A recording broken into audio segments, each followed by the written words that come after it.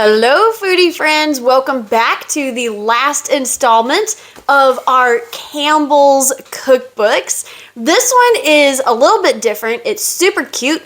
I only paid 32 cents for this at the library book sale, and I took a chance on it because I thought, what am I going to do with this? But I'm actually glad I got it because it really is filled with some interesting recipes. Now, I will go ahead and show you a close-up of this a little bit later. So even though we film a week ahead of time, I went ahead and picked the date that this episode is going to be uploaded onto YouTube. So we're going to be doing a really good looking classic broccoli and cheese casserole. Looks really good and I can't wait to eat it. And again, congratulations to the winners of our Campbell's cookbook giveaway. Now, because, like I said, we film a week ahead of time, I just found out yesterday who our winners were. And by the time this episode comes out, you may have already received it. I don't know, because we have one winner from California and one winner from Canada. So from Tennessee, it might take a little bit to get to you, but hopefully it's going to get to you soon, and I hope you love it. And for those of you who did not win, don't worry. I've got plenty of other cookbooks that I'm going to be doing giveaways for. Some of them are really super interesting and very vintage and kind of hard to come by, so I was really happy when I found them. But let's go ahead, because we are very hungry. Let's go ahead and get this started and see what we think of a Campbell's calendar. All right, and this is what we're working with. You can see it's really super simple. So I'm not going to do like the fancy overhead shots that I normally do with the food preparation, because there kind of isn't any. I've already got my soup here, and all I have to do is add our mustard, our milk and cheese, mix that together, and we're pretty much done. We just put it in the casserole dish and, you know, stick it in the oven. I'm not going to really measure my mustard because I'm just going to eyeball it. We've got our milk.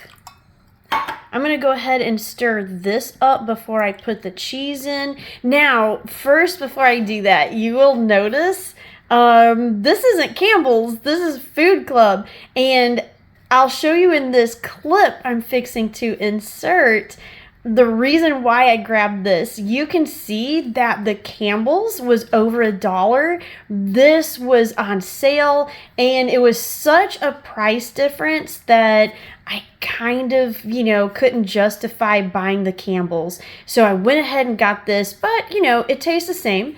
You know, it's going to act the same. We're just going to bake with it. So I think we'll be able to sneak a non-Campbell's soup in a Campbell's recipe, and no one will be the wiser. And I've gone ahead and added the cheese. I'm going to stir this up real quick. I'm trying to kind of cut back on my dairy consumption, but sometimes it's so hard. And we're going to go ahead and make our breadcrumbs. It just calls for 1/3 of a cup into, you know, 2 teaspoons of melted butter. That doesn't seem like it's going to be enough, but we'll make this, and then if we need to make more, we'll just go ahead and make an extra batch. Now we're just going to pour this in, and then I'm going to stir this together and kind of mix it through. And that's all done. Let's see if our breadcrumbs are enough. I have my doubts. But we're going to go exactly by the recipe and see what happens.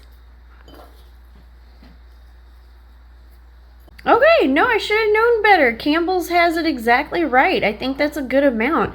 So we're going to pop this in the oven, and in about 30 minutes, we are going to be ready to eat. Now that it's in the oven, let's go ahead and take a closer look at this little calendar. And by the way, I went ahead and decided to make a big salad to go with this dinner. So I just made this earlier today, And I've just got little baby cucumbers, tomatoes, and then some beautiful radishes that I had actually gotten from our farmer's market. So those should be really good. Can't wait to try that. And here we have the little calendar.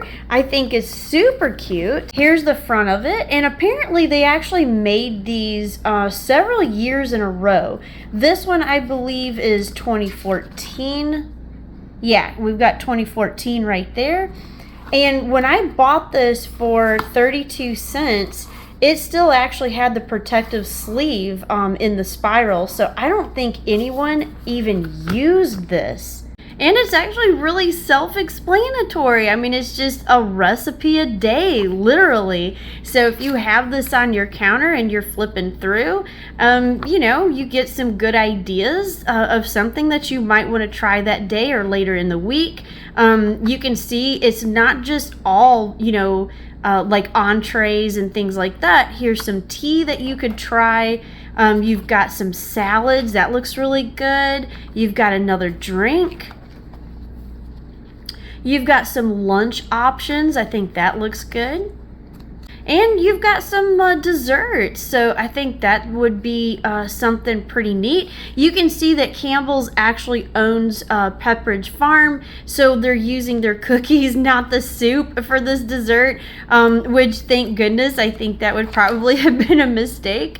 But you can see up here that they've got quite a few brands listed on here that they own. So any one of those brands can be listed in their recipes.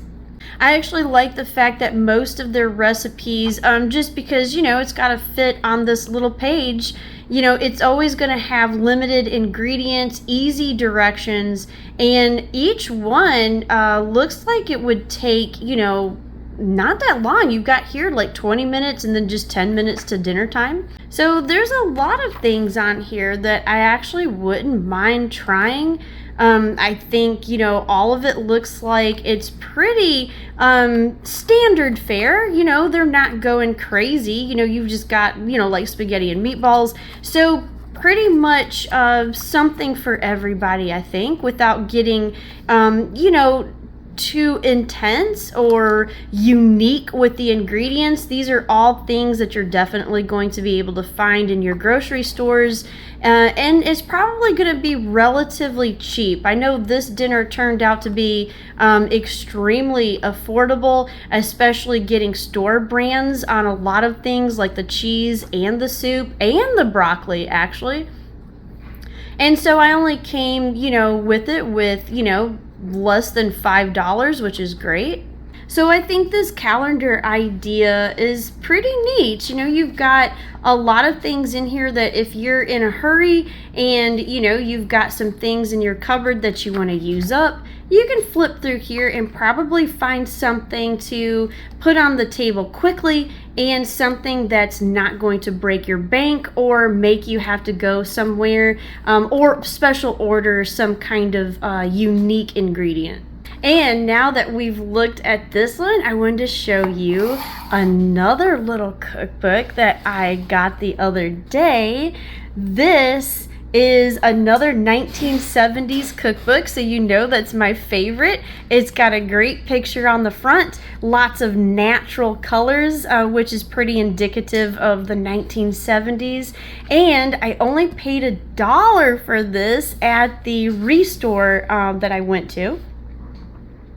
You can see the copy right here is 1976. Now, I've actually never heard of this brand. I did some digging on the internet and all I could find was a bunch of El Molino restaurants, but I actually couldn't find anything that was close to an El Molino company that was selling whole grain foods. You'll see that there were some that were close, but I don't think it's actually the same thing. I did find some El Molino corn tortillas. I don't know if the company just downsized to only make tortillas or if this is a completely different company just having the same name. But whatever it is, this little cookbook is actually really cool. You can see that they do use even carob in their breads. It's got a lot of really healthy looking ingredients to use. And oh, wait a minute, here's a picture actually of the El Molino flour sack, and I actually did see one for sale on eBay. So maybe this company is out of business, and you know, their things have kind of become collectible to a niche set of collectors. But this little cookbook goes through what each grain is, and then you get to the recipes. They look really interesting. I can't wait to try this. We'll probably I may actually rotate this into a Monday type video where we go through some of my older, you know, bread recipe cookbooks and just see, you know, what kind of, you know, healthy looking whole wheat breads can we cook, and are they good? You know, should this come out of the 70s and into today? I hope it can, because this is a really interesting little cookbook. I like the way it's laid out. I like the ingredients. It's got some really unusual things in here that, you know, you don't typically see in, you know, like this whole wheat noodles, but then, you know, these little add-ons you can do. This isn't really typical to like a bread book, and I really kind of can't wait to get started in it. We have here, for instance, these peanut butter cookies. This looks really interesting. And you get here, you use whole wheat and soya flour. So I think that would be an interesting take on a peanut butter cookie that might actually be really good.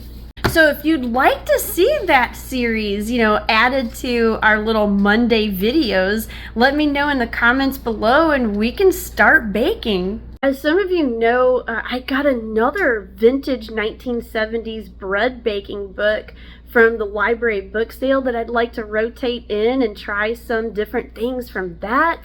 I think that'd be really fun just to see what all these different healthy breads that was floating around in the 70s when there was a full-on health craze in the United States, to see, you know, are they really good, and is it something that we want to kind of pull into the 2000s? Let's go ahead and check this thing. Ooh, it's been 30 minutes and it's nice and bubbly and hot. I think this is ready to pull out of the oven. Let's go ahead and get this out and then we will plate up. Okay, this smells really good. So let's skip the salad and dig into the broccoli.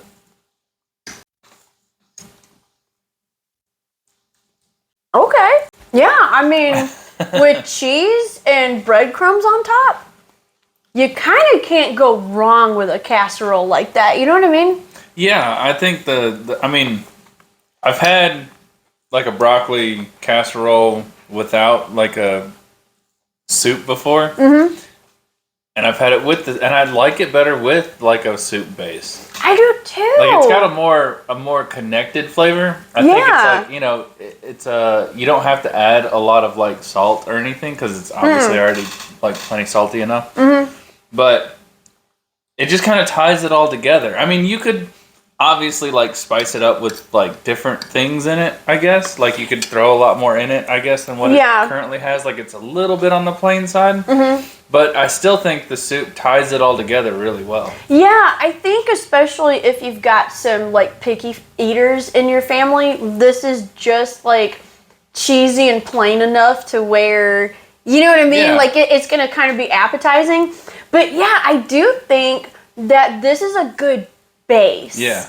So if you wanted to spice this up, if you want to add some more things to it, I actually think this kind of recipe shines better as something that's kind of like, this is what you do, you know, like standard. And then it's up to you if you want to just like go outside, you know, the bounds. Experiment with it. Yeah. And it's this kind of recipe you can experiment with it. And it will still work. Yeah. It's also kind of homey. and kind of something that, you know, mom might make. Yeah. You know what I mean? Yeah. And I think if you are a vegetarian, I think this is a good thing. Like, if you're really craving something homey and comforting, Yeah. you know, this would be good to just kind of throw on your plate and have like a big salad like we did, or, you know, another vegetable, you know, just whatever you want to do.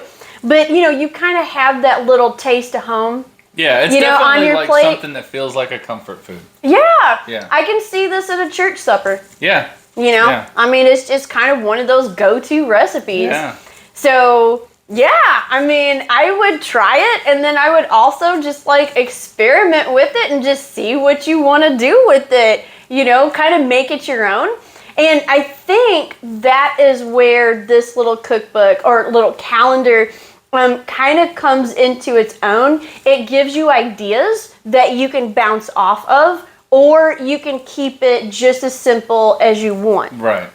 And so, you know, like I was saying before, I actually don't know if they're still making these, but you can get this on like thriftbooks.com, eBay, you know, that kind of thing. I saw it on there for like $3.99 and free shipping.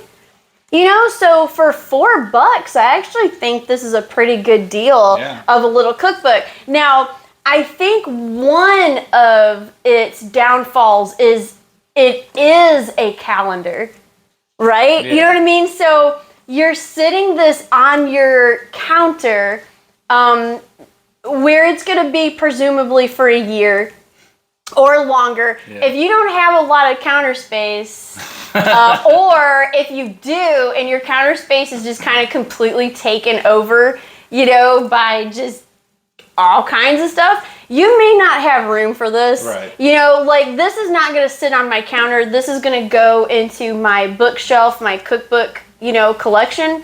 And that's where it will sit until I pull it out again, you know, to make something new out of it. So that's kind of its strength and its weakness at the same time. You know, you could have this on your counter and just have simple, easy, cheap recipes at your disposal day after day, or it could be taking up a, you know, counter space that you really don't have. Yeah. So, you know, it's up to you how you want to use it. I'm going to keep it because I only paid 32 cents for it. And it's got some really good stuff in there that, you know, I really want to try. So, you know, I'm not mad that I picked it up, but it won't be sitting on my counter. Right. Yeah. So there you go. Another Campbell's episode, all wrapped up and done.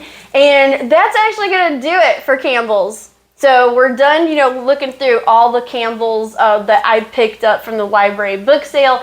And so, you know, for July, we're going to be going into kind of a smorgasbord because I've had some requests that subscribers want to see, you know, from the haul that I got. So I'm going to be putting those cookbooks in there, and we're going to see just how good they are and if I wasted 32 cents or not. So thank you for watching this episode, and hope to see you next month as we go through even more library books that I got for 32 cents. Hope you stick around for that, and we'll see you then. Bye. And if you like historical cooking and unusual cookbooks, here's 2 more videos you might enjoy. And make sure to like and subscribe for more foodie adventures.